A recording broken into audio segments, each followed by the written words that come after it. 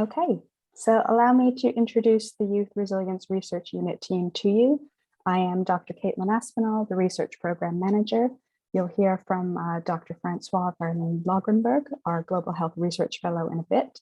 But the first speaker today is Professor Jennifer Lau, who was appointed as co-director of the Youth Resilience Research Unit in July. Previously, she studied how genetic and environmental factors interact to influence adolescent anxiety and mood problems, emotional processing in youth anxiety and depression, and cognitive precursors of fear and avoidance in adolescents with chronic pain. She's also created a program of research developing early cognitive science-based interventions for mood and anxiety problems, working with schools and other community groups such as arts organizations and social action groups worldwide. Our second speaker is Professor Dennis Ougrin, who was appointed co-director of the unit in September. He is a consultant child and adolescent psychiatrist who leads a program of global mental health studies aimed at developing community mental health services in Ukraine and other low and middle income countries. He's also the author of Therapeutic Assessment, a novel model of assessment for young people with self-harm, and has developed and tested an intensive community care service model for young people with severe psychiatric disorders called Supported Discharge Service. Professor Ougrin's research has informed treatment choices in young people with many kinds of emotional disorders. And with that, I will let you get started, Jennifer. Thank you. And I just wanted to echo Caitlin's welcome to all of you to hopefully what will be the first of many workshops where we can get together and talk about the science, but also practice in terms of young people's mental health. So what we hope to do today is to really give you a brief primer or overview of the science of anxiety and depression. So what are they? Why is youth a period in which these conditions often emerge, and which young people are more vulnerable to experiencing these conditions? So I will be starting with that section. I will then pass the torch on, as it were, to my colleague, Dennis Ougrin, who, as Caitlin says, is an experienced child and adolescent psychiatrist, and he will talk about some of the evidence-based interventions for these debilitating conditions. And then finally, we'll end with telling you a little bit about the program of research in our unit, and in particular, how we might begin to work together with some of you to build collaborative partnerships to kind of tackle some of these problems together. So anxiety and depression. So perhaps many of you are familiar with these terms and these definitions, but really these are umbrella terms for a series of conditions that are all characterized by mood disturbances. So anxiety is characterized by a number of conditions, by fear and worry, and sometimes these fears and worries occur to specific objects like spiders. They might occur to specific situations like social situations where you might be evaluated or humiliated in front of your peers, or they might occur to more general events and activities in daily life. Then we have depression. So depression is characterized by low mood, persistently low mood, and in young people in particular, it can manifest through irritability and anger. There's also an absence of positive mood, something that we call anhedonia, a loss of pleasure or enjoyment of things that we previously would have enjoyed. So both of these conditions aren't just characterized by these emotional symptoms, by their mood disturbances. There are also secondary impacts on thinking, cognition, and they can also manifest physically as well. So in terms of cognition, they can shape the content of our thoughts. So they can make us, they can make you sort of have a style of thinking that is characterized by repetitive negative thinking about something in the future, for example, like a worry, or something in the past. So for example, rumination. And they can cloud a kind of more negative outlook on life, on the self, and in the world and the future. They can also have more general impacts on thinking, so affecting decision-making, affecting concentration. And then there are also these physical symptoms too. So with anxiety, these symptoms can manifest through arousal, so heart beating faster, sweating, feeling like you can't breathe, or in the case of depression, they can affect energy levels, appetite, sleep, those kinds of things. Now, it's important to stress at this point that these are normal emotions, so we all experience them to some degree. But for some, a minority of people, they can become more upsetting, distressing, uncomfortable. They can also be persistent, so they last for longer. And if untreated, without intervention, they can have negative effects on a range of functions in life. So what are the scale and impact of these problems? So they are among the most common of mental health problems. So Mind estimates that 1 in 6 people report experiencing anxiety and depression in any given week in England. They're also recurrent, and they're highly co-occurring as well. So recurrent means that if you have one episode, you're more likely to develop an episode later on. The fact that they're co-occurring means that if you have one type of symptom, you're more likely to have another. So a lot of young people, for example, have both anxiety and symptoms of low mood or irritability, as in depression. They're more likely to affect females than males. And there are a range of costs. So there are personal costs. So I talked about before that they were disabling, so they can affect social relationships, including family dynamics. They can affect school attainments, work opportunities, and also impact on other long-term mental health problems, so substance abuse, suicide, self-harm, and physical health problems too, both directly and indirectly by shaping unhealthy lifestyle patterns. And of course, they can affect quality of life because of all those effects.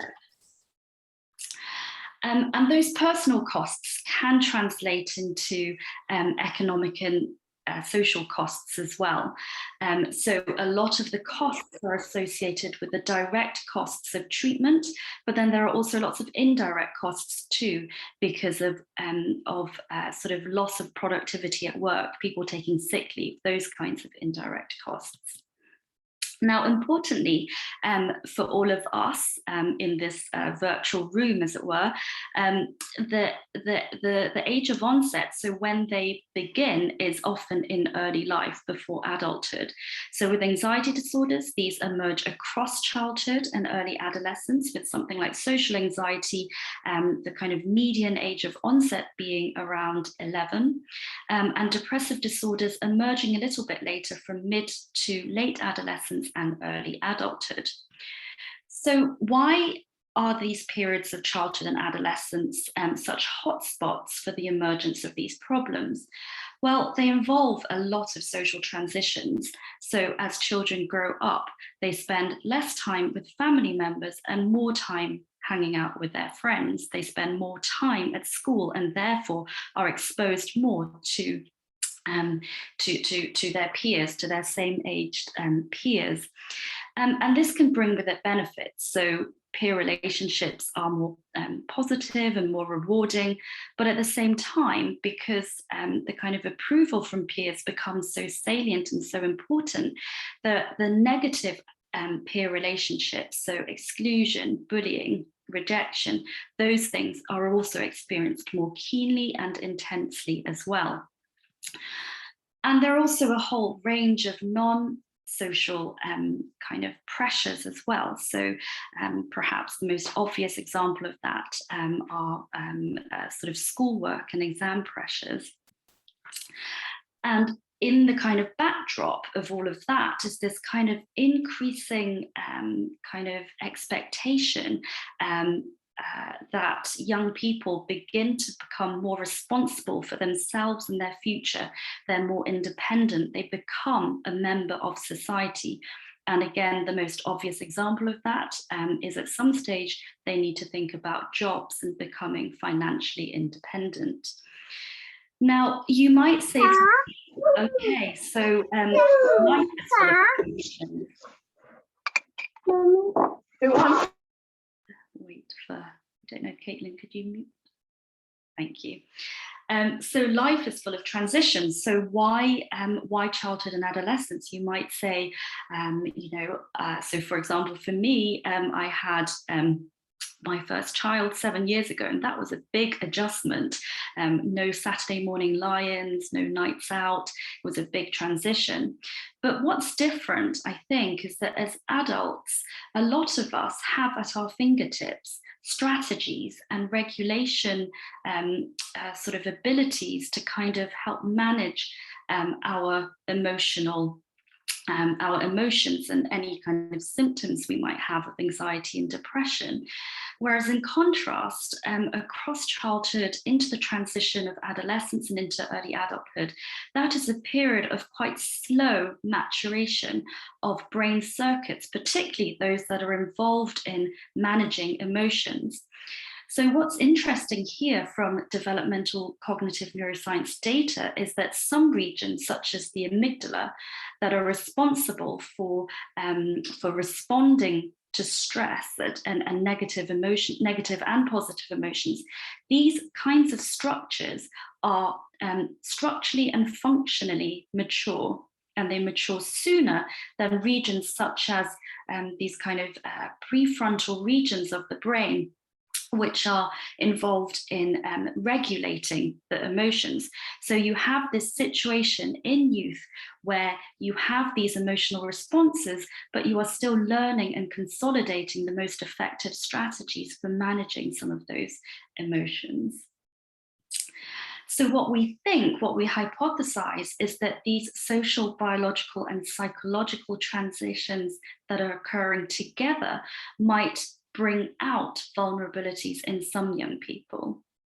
So I'm not saying that all young people will become clinically anxious and depressed, but what I'm saying is that if you're already vulnerable, some of these changes might tip that balance. So what are some of these factors that make some young people more vulnerable? So very, very briefly, we know that the environment plays a role. So often anxiety and depression are preceded by stress. Some of these stresses can be social. So for example, bullying or negative relationships with parents.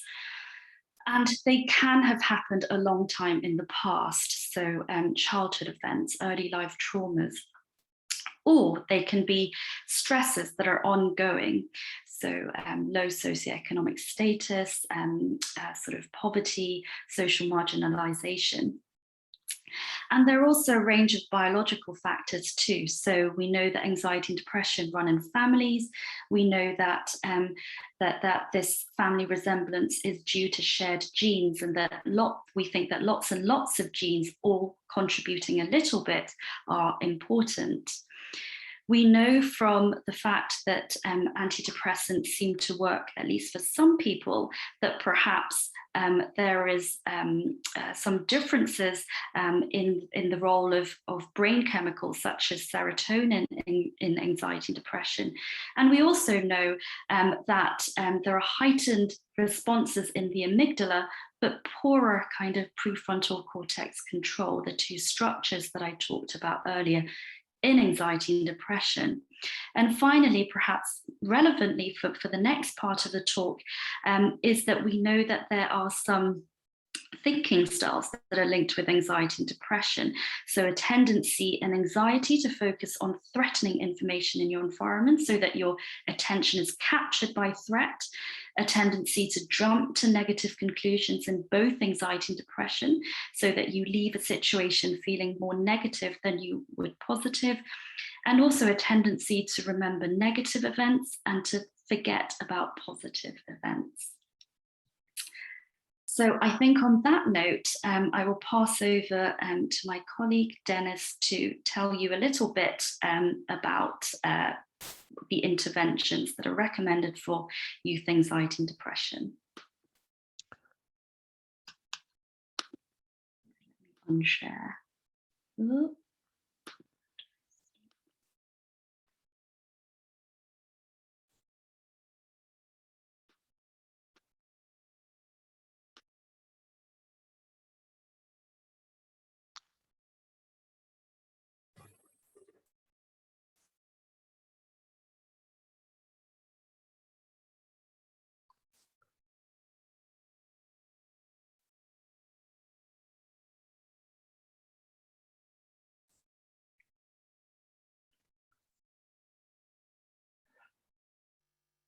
I hope you can see my screen now. I'll just start in 1 second. Jennifer, could you tell me if you can see my screen and hear me? Yeah. Wonderful, wonderful. All right. Look, so what I wanted to do is I wanted to take you from London, where we are now, all the way to Tanzania, to North Tanzania. And this is where we'll start my section of the talk. Look, here we've got people called Hadza people, and I studied them in some detail over the last few months. And what I wanted to ask you to do, to invite you to do, is just to think a little bit about the kinds of psychoeducation that you do with young people. I'm sure most of you have talked to young people and said, look, you know, we have these amazing bodies, wonderful bodies with these things inside them called the nervous system. And way back years ago, before the agricultural revolution, 10,000 years ago, when we were living in rainforests and savannas, if you could hear something behind you, you need to look back and see what it actually is. And you have three choices. You either run away from this, or else you'll be taken home for dinner. You attack it and want to take it home for dinner, or you pretend to be dead, so you freeze. So I'm sure most of you have spoken about this flight, or freeze response, right? And that is true. And then we say to young people, look, we no longer live in rainforests or savannas. We live in Hackney and Newham and East London. There are no saber-toothed cats, also known as tigers, around, and really your teacher, Mrs. Smith, doesn't look like a leopard most of the time, right? Yet, you know, our bodies are wired or designed for these responses, and that's how we get anxiety. Now, all of that stuff is undoubtedly true, but I wanted just to show you young people from Hadza who are playing. And what I wanted you to do is just to observe one child. Here, look at the little boy in military trousers and like What's this game? What's top. this game now, Mariana? You can see that he's very hesitant to join other children. And in fact, if you asked his mother and him, he will tell you, and she will tell you, that he has actually got a lot of typical social anxiety cognitions about evaluation, negative evaluation, what will other children do. But watch just a few minutes later what happens to him in this group. You see, basically, children just grabbed him and made him stay in that circle and then play the wonderful games that they play. Look, and he's even slightly, well, he's not jumping up and down like everybody else, but he certainly is taking part in this. So my point here really is that it's not just about ancient predators and the kinds of threats that you would expect. I think social anxiety is actually really also quite old. But the key thing about this little boy is that we did not actually diagnose him with an anxiety disorder. And the reason for this, and I think Jennifer mentioned about this, is that basically he had no dysfunction. And this is the key to the diagnosis. In psychiatry, when you think about the diagnosis, we think about symptoms, for a particular duration, and then dysfunction or major distress. And he had none of this. So I want to just you to remember about this boy. We will come back to him at the end. So what is it that our guidelines in the West tell us to do with young people who have anxiety and depression? For anxiety, the recommendations are often about a particular kind of psychological therapy, which most of you will know. It's CBT, which stands for cognitive behavior therapy.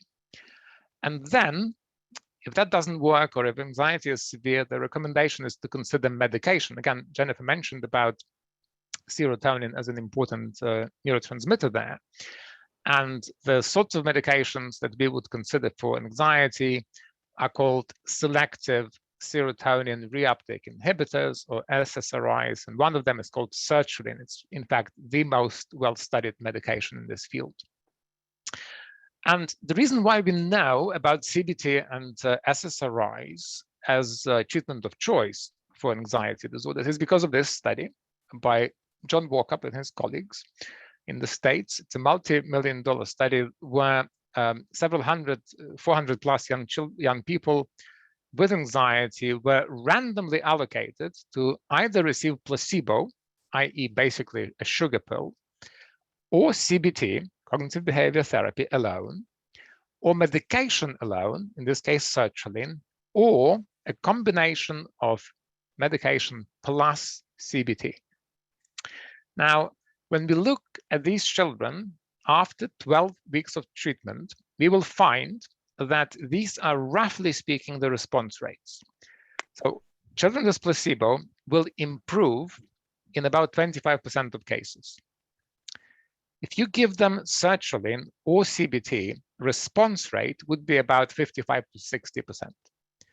And if you give both of them, CBT plus medication, sertraline in this case, you could expect 80% response rate, which is in fact a very, very high response rate. It's similar to what we see, for example, for antibiotics for most infections.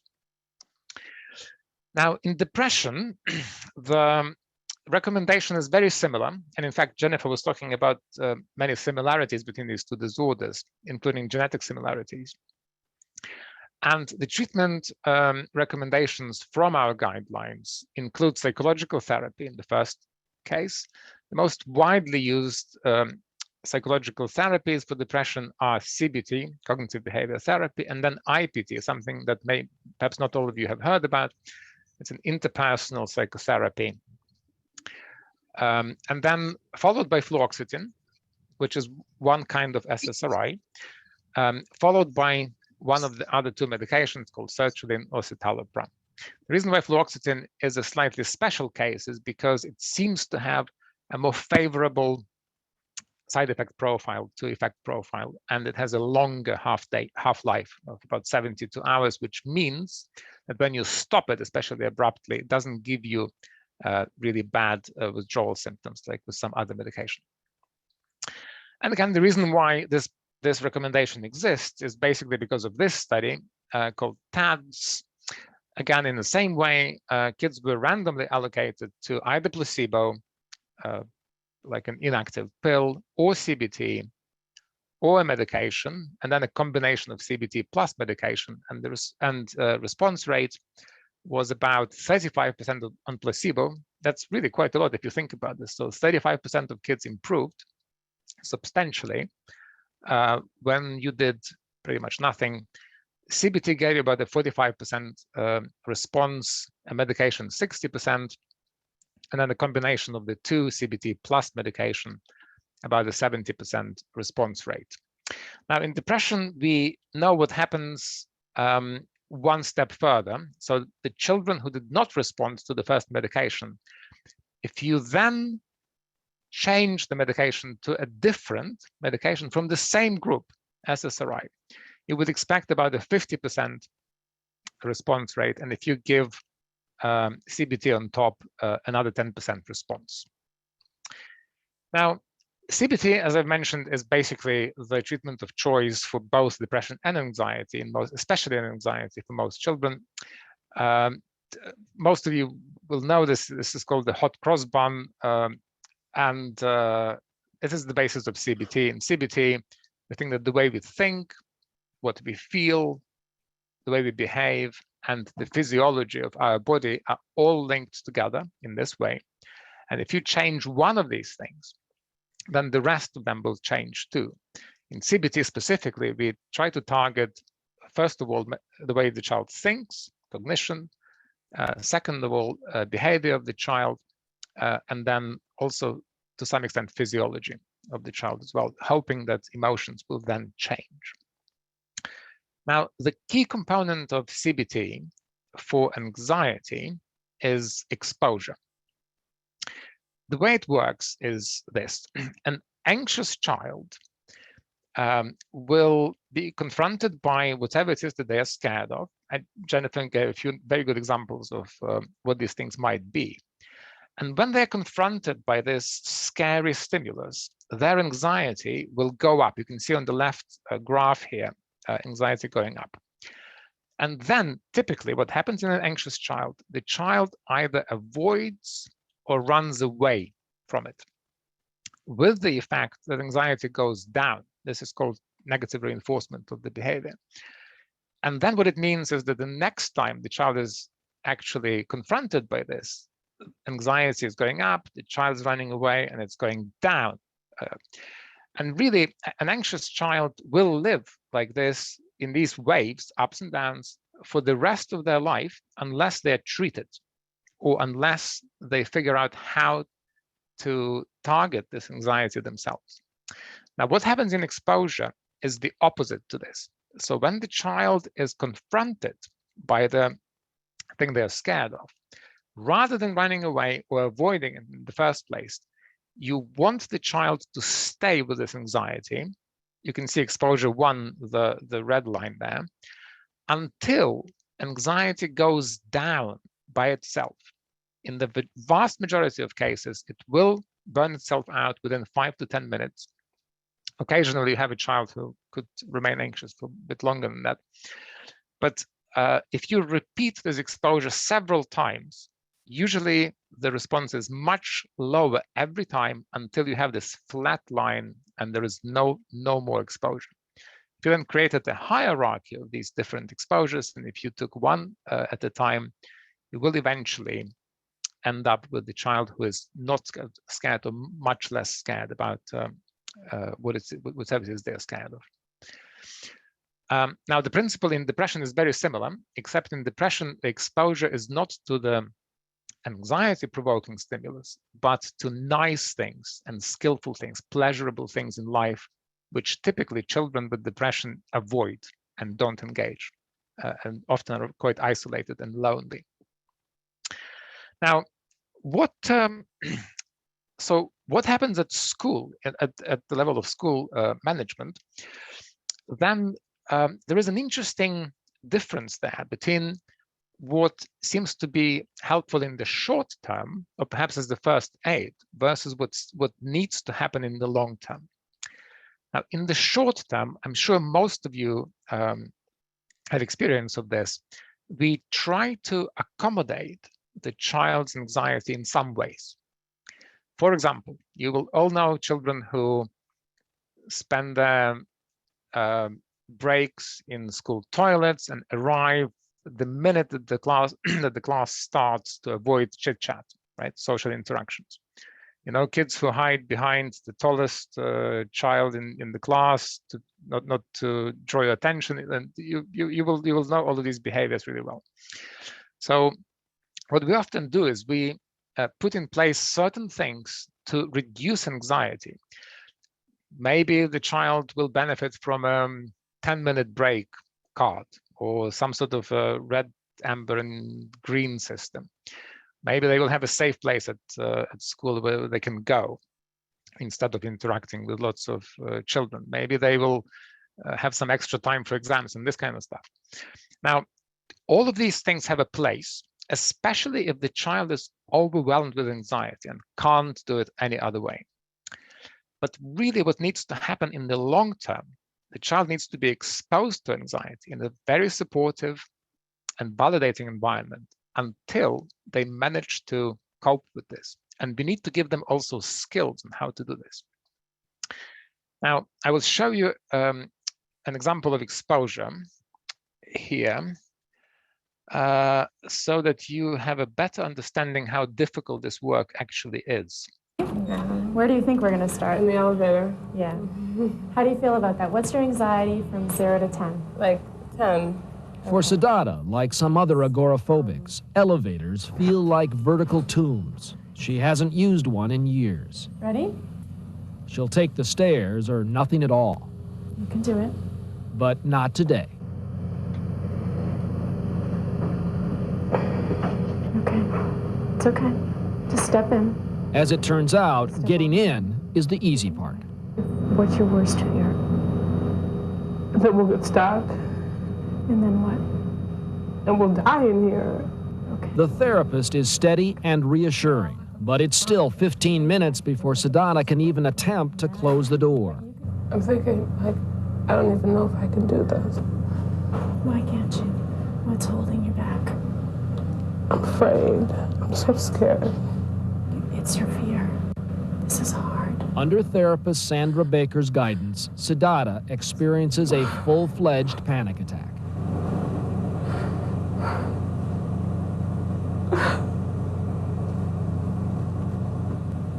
And I have all these anxious thoughts about what will I do when the door closes.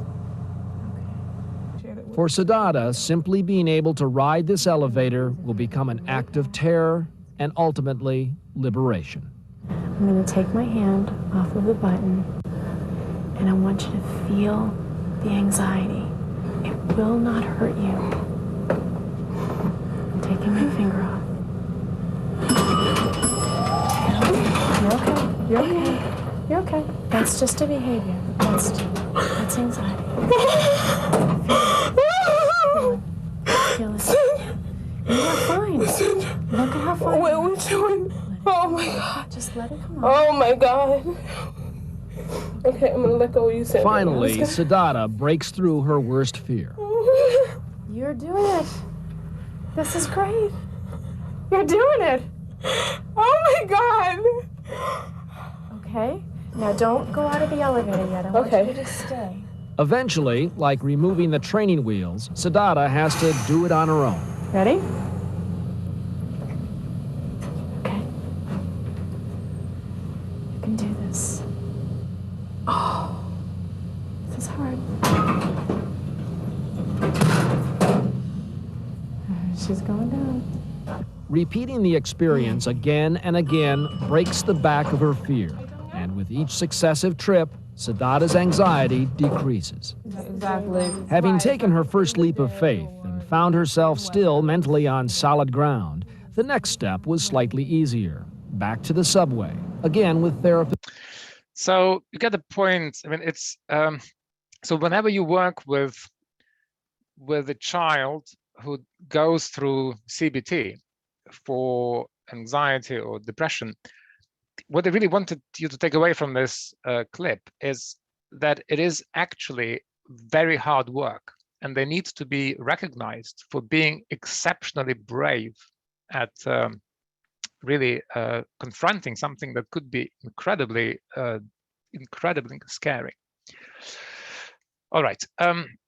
So in terms of just something for you to take away, I'll give you 3 ideas. Some of you may be familiar with them, that you could use really as the first aid for kids who are very, very, very anxious, perhaps experiencing a panic attack or severe anxiety. One of them is called grounding. Anxious thoughts tend to be about the past or the future, and grounding is something that you can use using your 5 senses to bring you back to the here and now. You can use the strategy 5, 4, 3, 2, 1 to focus in on 5 things you can see around you, 4 things you can hear around you, 3 things you can feel around you, 2 things you can smell around you, and 1 thing that you can taste around you. If they can't see anything, they can taste. They can taste their teeth in their mouth. Anyway, the other one is called worry time. This is a really cool one. Just listen to this for a minute. One other way to reduce worry and anxiety can be to set aside what's called a worry time. This is where you set aside 15 to 30 minutes a day in a comfortable and quiet space, not too close to bedtime, to sit down and have a think about your worries. Perhaps to focus on how they make you feel, maybe to think about some solutions to them. When worries arise outside of your worry time, it's helpful to postpone them to the worry time. It might be helpful to write them down so that you don't forget them, and then focus in on the here and now, in the present moment. You might find that when you come to your worry time, those worries that you wrote down feel like less of an issue. So this is a really good one. The key thing here is for kids to remember to write them down when they occur. You know, the kind of kid that sits in your class and says, excuse me, do I need to use a pencil or a pen for this assignment? Do I start from the beginning or do I just go in the middle? Is it okay if I hand over 5 minutes before or 5 minutes? You know, the kind of general worrying child. Now, and you know, typically they worry about, for example, having a bad mark or upsetting a teacher and so on. So if that child has a time, worry time, when they actually can worry all they can just about these things, but in the meantime, if they could just write it down and remember to worry about them later on, that's something that actually helps a lot of kids. And the final thing, just about the muscle relaxation, something that many of you will know, but it's just one When we feel example. anxious, we tend to experience a lot of tension in our bodies. One way to reduce that tension is to deliberately tension and then relax all of the different muscle groups in the body. You can do this by sitting comfortably or lying down. You might want to start by tensioning your hands, squeezing them for 10 seconds, and then relaxing them, letting them drop and feel heavy by your side. Then you can tension your arms for 10 seconds and then relax for 10 seconds. You can move around the body, using your body as a map that you carry with you everywhere you go. And then at the very end, once you've tensioned for 10 seconds and then relaxed those different muscle groups, you can tension them all together at the same time for 10 seconds and then relax them all at the same time. This can be really helpful as a strategy for relaxing the whole body, and you can do it anywhere you go. It can even be a really helpful strategy for helping you to fall asleep at night. You can all try it at home later on if you want. It really does relax most people. Right, let's just listen from some young people about their experience of anxiety and depression. My anxiety makes me shake inside. My heart pounds. I can't focus on anything. I feel out of control. Overwhelmed. Isolated. Some thoughts come back again and again and again. And I can't make them stop. I feel anxious when I have something coming up. Things that tend to make it worse, probably the biggest one is social media. Work and deadlines, like, is it good enough? Will I get it in on time? I don't know if I can do this. It's facing it, you know, and sort of staring it down and not shying away from it. There's no need to feel ashamed. There are ways to make it feel more manageable and less overwhelming. Breathing in 3 times really deep, and then you look around the room and you name the 5 things you can see. Art really helps me get out of my own head. Making sure I'm on top of my fitness because it makes me feel a lot more comfortable in my own body. Put down my phone, go on a nice walk out in nature and just absorb all the positivity in life. I find that writing down my worries helps me with my anxieties. When I feel anxious, I put on my favourite song and dance in my room like no one is watching. It's a process that takes a while, but at the end of each day, I feel so proud of myself because it reminds me how incredibly strong I am and how incredibly strong anyone with anxiety is.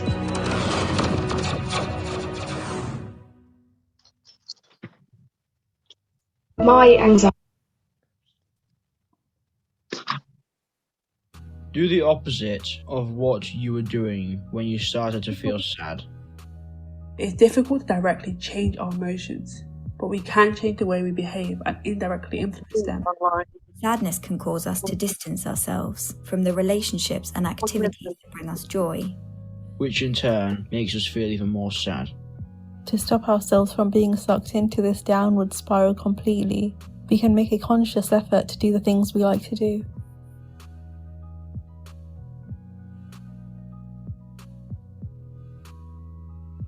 First, write down a list of activities that are meaningful to you noting how rewarding they are, or used to be, and how easy they are to do now.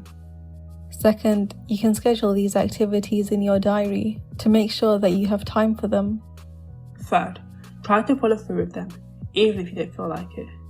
Commit to spending just a few minutes at a time doing your fun activity at first, if it feels too overwhelming. Finally, note down how you felt before and after the activity to learn which activities you enjoy the most and want to continue. Which are yours? Immersing yourself in art. Starting a new hobby. Going for a walk. Talking with friends or family. Do the opposite. This is the last one from our Sadness. It just makes me feel like I'm alone. Empty. Hopeless. I lose all my energy. I feel blank. Stuck. Weighed down. Like a heavy rock that I can't get off my back. I could literally just think about a time like a year ago that I did something wrong and just keep thinking about it. Not looking like people do on social media. When you're passionate about something and it just doesn't pay off the way you wanted it to. And all of it can sort of just tumble and have a snowball effect. Absolutely everybody feels sad sometimes, and there's lots you can do to get back up. I can find it really difficult to reach out to people. Something I've started to do is to send emojis to friends, gifts, silly animal videos, until I feel able to meet up face to face. When I'm feeling down, I often can't be bothered to start drawing. I know that if I pick up a pen and scribble it all down as a sketch, it feels so good to be able to remember what I'm capable of creating. What helps me is making healthy meals, giving lettuce, aubergine, tomato, anything, and I'll make a salad out of it. Good energy the next day. Do something kind, even if it's just making a cup of tea for someone else. When I am sad and there's a bunch of negative thoughts keeping my head stuck in the past, sitting down to meditate is massive for me. The breathing gives me some distance from those thoughts, gets me into here and now.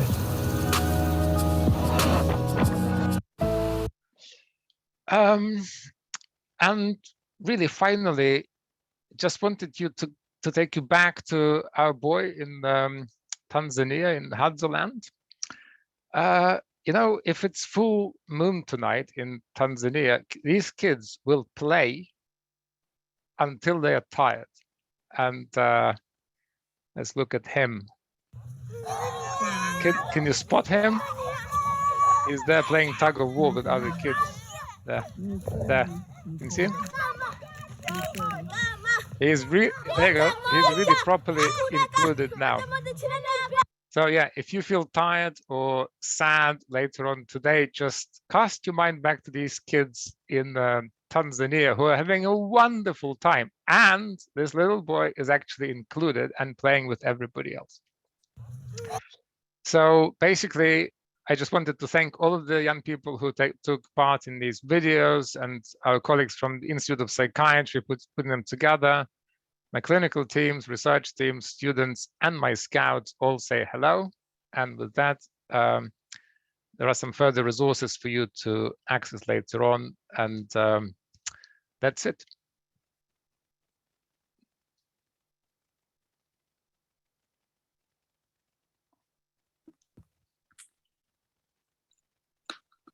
Right, so before we move on to Q&A, I just wanted to end by telling,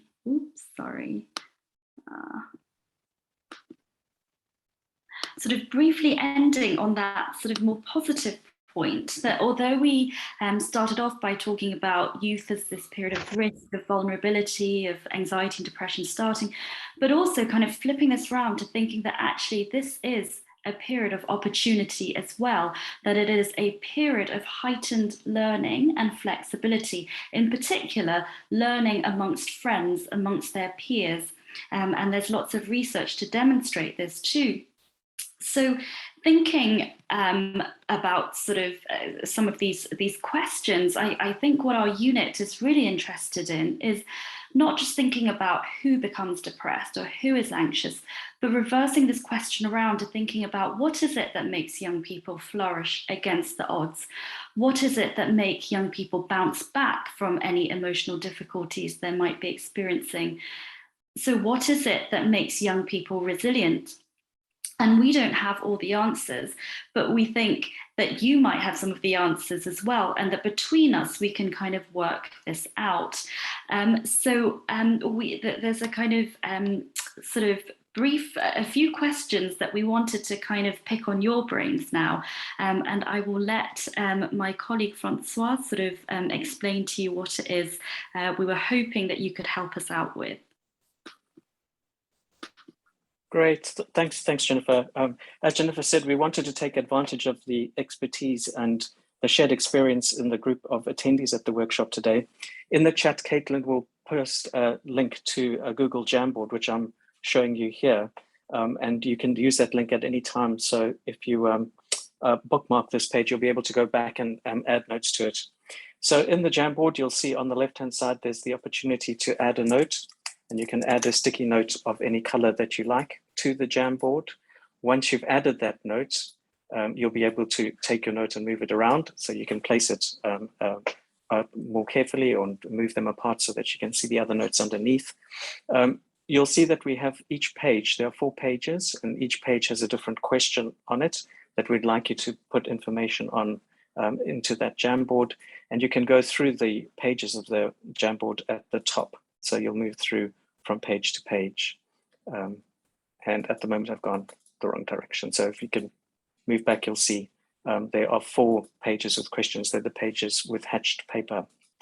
The final question is just about which topics you'd like to have us cover in future sessions. So we would like you very much to contribute back to us on what topics you would like us to cover to ensure we cover things that are relevant and interesting to everyone. Please, this Jamboard is open now for contributions, and we'll keep it open throughout the week. You don't need to be logged into Google in order to post on the Jamboard, so all contributions are anonymous. And we thank you very much for your participation today and also your contribution and help in shaping our understanding of resilience in adolescents, and also help to direct our research in the unit going forward. And with that, I'll hand back to Caitlin for the Q&A. Thank you. Thank you, Francois. When I send the link to all registered attendees for the recorded event, I'll also send a link to the Jamboard in case you lose it and would like to contribute. So if you have a question, please pop it into the chat and I'll try to group them and read them out.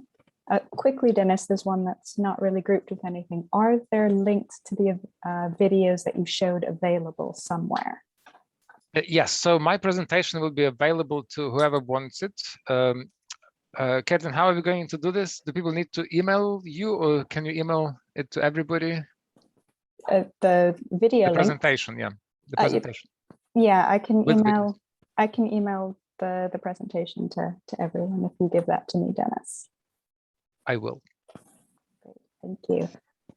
So we had a couple of questions around CBT, some comments that waiting lists are far too long, and that there are certain kinds of mental health support teams for schools to combat this. But a specific question is, do you know if the CBT apps that are advertised all over the place, for example, on Instagram, are effective, and are they HIPAA approved? Shall I answer this? Look, so there are lots of apps and there is computerized CBT.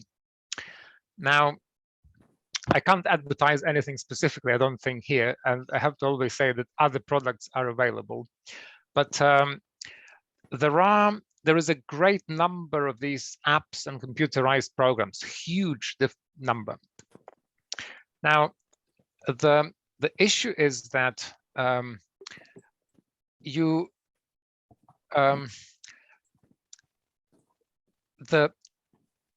issue with all of these programs is that you need to know that A, they do what they're supposed to be doing.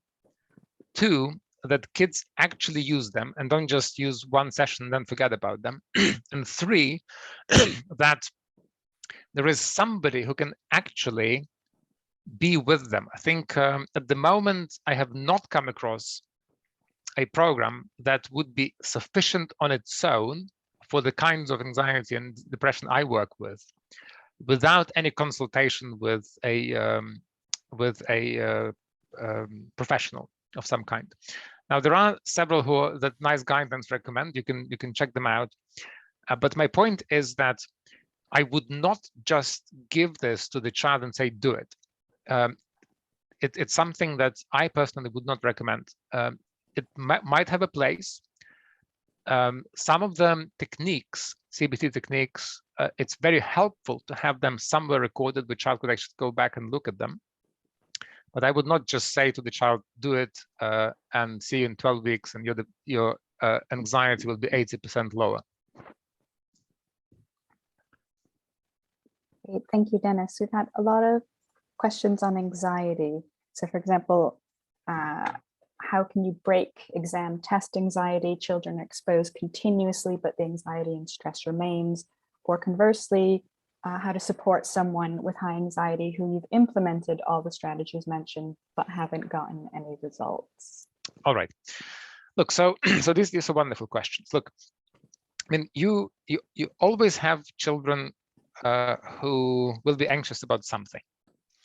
Now, when you do a full program of work with the child, you start with psychoeducation, you then move into engaging the system. Remember that anxiety is something that is not about the child itself, himself or herself.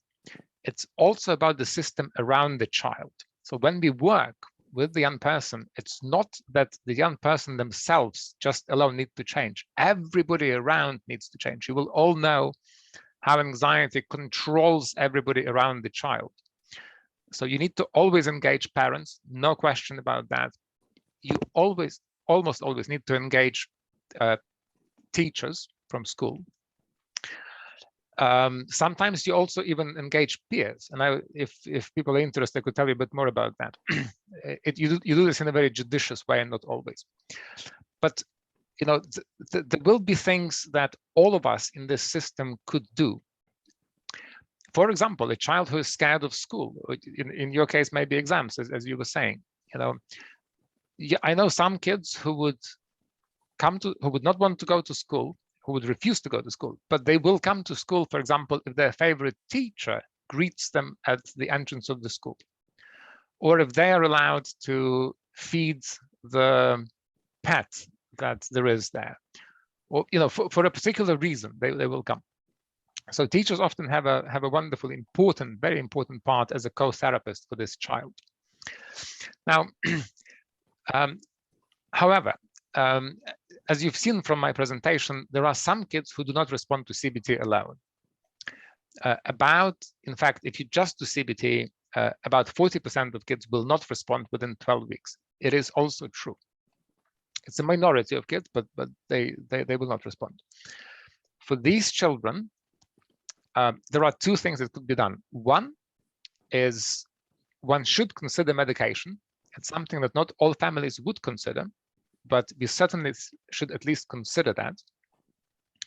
And secondly, when the locally available CBT has not worked, we have specialist services who only do CBT, not the whole of child psychiatry and psychology, but just CBT for anxiety. And they have an enormous amount of expertise. They're called National Specialist Services, and the referral to these services might be recommended. Thank you, Dennis. We've got two specific questions regarding referrals. So first, what are your thoughts about pupils with anxiety being referred to home tutoring, the concern being they're not able to face their anxiety? And sort of in the same vein, any ideas for young people where anxiety is shown restrictive and avoidant eating as they don't meet criteria for CAMS often? Two huge questions. Specifically on the tutoring front, that is a very important question. So basically, the child who refuses to go to school, you want to get this child to school as soon as possible. I often see a child who hasn't been to school for 2 years. I think this should not happen. This really should not happen. Because the longer it carries on, the more tutoring happens at home, you know, the more difficult it is to treat. All teachers here know about this child, you know, that is on the brink of school refusal, right? Somebody who comes once in a while, or who does all of these avoidance and safety behaviors. One really has to speak to the parents and say, look, we should not ignore this. This is important. This is something that will not go away on its own once it's started. You know, kids who've been not coming to school for, let's say, a year, will not just wake up one morning and say, look, I want to go to school today. Not going to happen. So we need to intervene really quite early with this child. That's number one. And so tutors might have a role in the short term, but you know more than I do that, you know, an hour of tutoring or 2 hours of tutoring is not the same as a full day of schoolwork. Not at all.